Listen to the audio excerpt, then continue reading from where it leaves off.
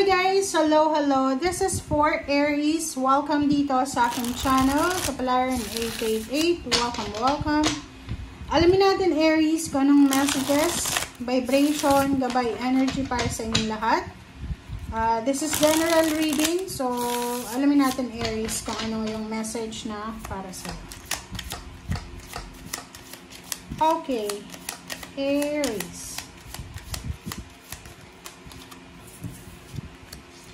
Okay, 5 of coins.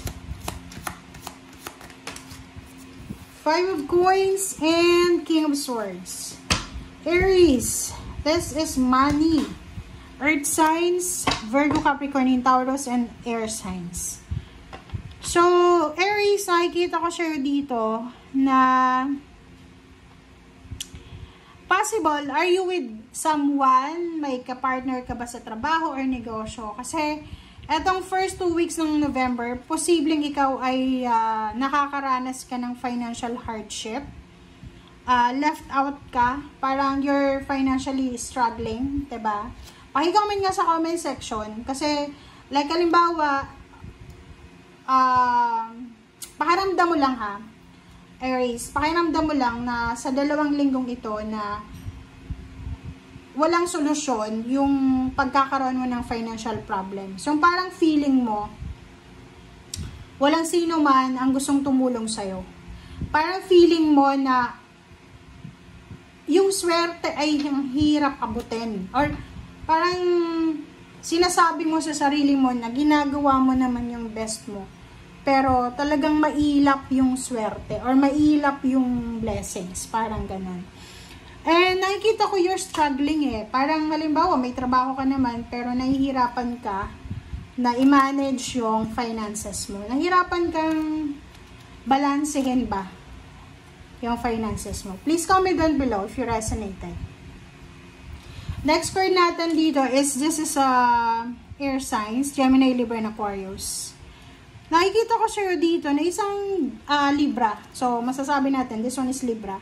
Isang Libra, it's either parents mo yan, or boss, or kapartner sa trabaho, or karelasyon, na siya ay posibleng, siya yung magmamanage ng mga financial hardships mo. Kumbaga, ang Libra na yan, siya yung matalino siya, magaling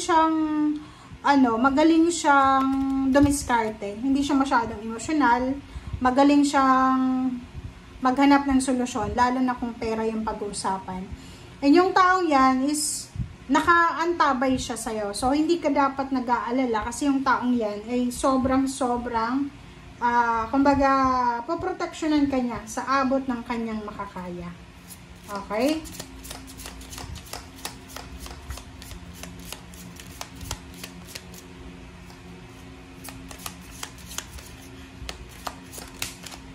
Alright, so for number 7, 4 of Cups, number 17, 8, this is water sign. Wow.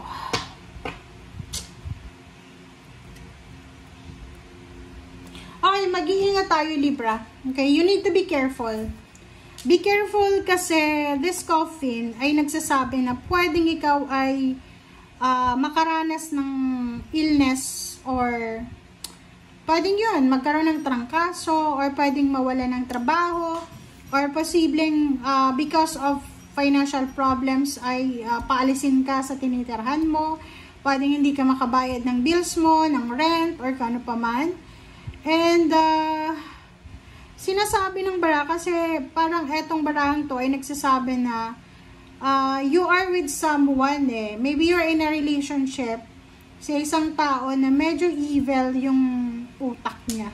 Hindi siya masyadong, yung parang medyo evil. May mga taong ganun eh, na mahirap makisama sa taong yan kasi mahilig siyang gumante. Parang ganun. And this is fish. This is water sign. So, sinasabi ng bara sa atin na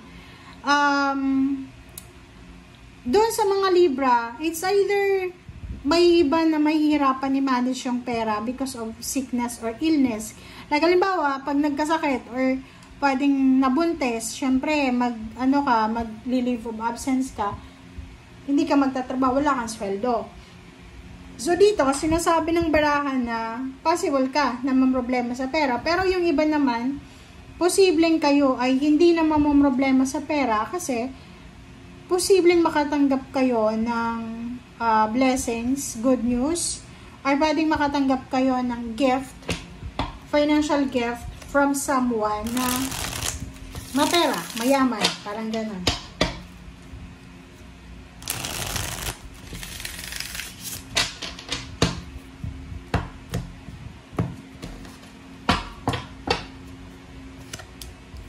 Okay, the Moon, Page of Wands, and then 7 of Pentacles,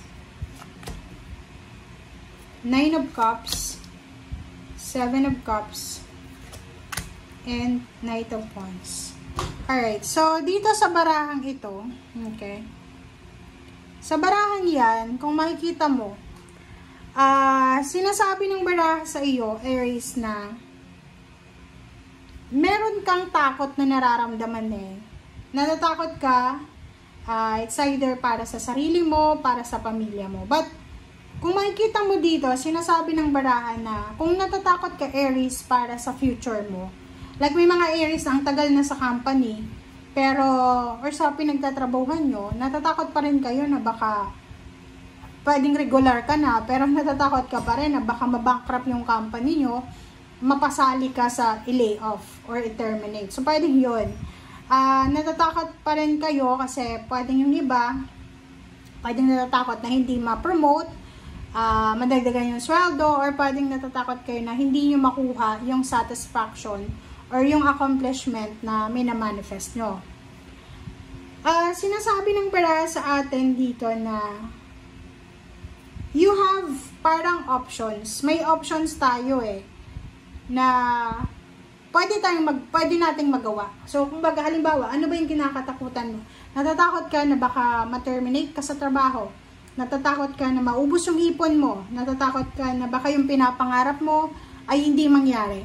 So, sinasabi ng baraha sa atin dito, huwag kang matakot. Okay? Just let go. Okay? Huwag kang matatakot. Knight of Wands is here. Everyday, be hopeful. Isipin mo na as long as na ginagawa mo yung best mo, bahala na ang universe na ibalik sa'yo kung ano yung karapat-dapat para sa'yo. Kumbaga ganun eh. Huwag mong kontrolin yung sitwasyon. Huwag mong parang iisipin mo na ay kailangan na ganito yung makuha ko. No. You need to control your emotion, not your, kumbaga, anong tawag dito? Yung kontrolin yung araw-araw. Okay? And yung free spirit na ito buwan, sinasabi na, ano ka eh, fire sign ka, so huwag kang mawawala ng pag-asa. Palagi kang positive kasi yung lahat nagsisimula yan sa pagiging positibo. Okay? Be positive, pero make sure na kumikilos din tayo. Hindi yung positibo lang, pangarap lang, pero nakatambay lang. Kasi pag ganun, talagang wala nang mangyayari sa ganun eh. Unless na manalo ka sa loto or diba? So, kailangan kumilos tayo. Sa panahon ngayon, make sure na pagsabayin natin yung diskarte, paniniwala sa sarili, sa Panginoon, and kasipagan. Okay? Thank you guys. Bye!